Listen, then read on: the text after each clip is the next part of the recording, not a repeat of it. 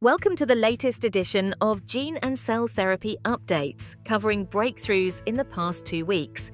Brought to you by Lucid Quest. FDA rejects higher dose Spinraza, or nusinersen. The agency declined Biogen's filing and asked for revisions to the manufacturing section. Biogen plans to update and resubmit. The higher dose is already approved in Japan and is under review in the EU, per reports. Expect competitive pressure to intensify around SMA pricing and access. Biogen ends its AAV gene therapy programs. Roughly 20 roles were affected, with many staff reassigned, as part of a portfolio refocus and cost-cutting push targeting about $1 billion in savings by 2025. This signals capital redeployment toward other modalities and external partnerships. AMT-130 for Huntington's disease. A report cites 75% slowing of progression at 36 months for the high dose versus an external control. The full dataset has not yet been peer-reviewed. AMT-130 delivers a micro-RNA via AAV to lower mutant Huntington, and these results, if confirmed, could shape prescriber and payer views. Valoctocogene roxaparvovec in hemophilia. A durability analysis using model-based extrapolation suggests multi-year factor VIII. Activity after a one-time infusion.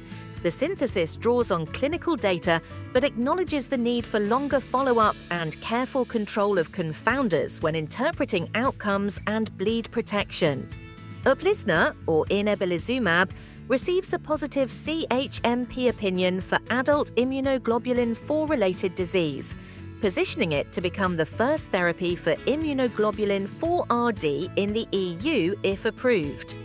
In the Phase III Mitigate study, which included 135 patients, reports describe fewer flares and higher steroid-free remission versus placebo, pending full data.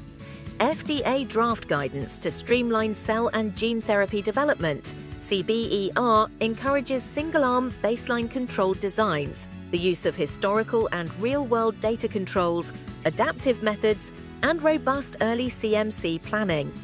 The drafts also outline post-approval use of real-world evidence from EHR and claims to support ongoing evaluation.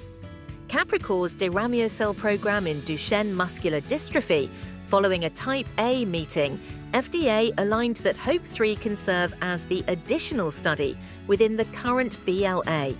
The primary endpoint is PUL2, with left ventricular ejection fraction as a key secondary. Top-line from HOPE-3 is planned for mid-Q4 2025, and prior CMC items were addressed per the company. Opus Genetics shares pediatric LCA5 data. In the first 3 adolescents, the average vision gain was about 0.3 logarithm of the minimum angle of resolution, with no drug-related adverse events reported. The therapy uses AAV8 for LCA5 augmentation. FDA discussions are planned in Q4, while earlier adult data suggested early gains with durability through 18 months, according to reports. Stay ahead in gene and cell therapy research. Like, share, and subscribe for our updates. Visit lqventures.com or email us at info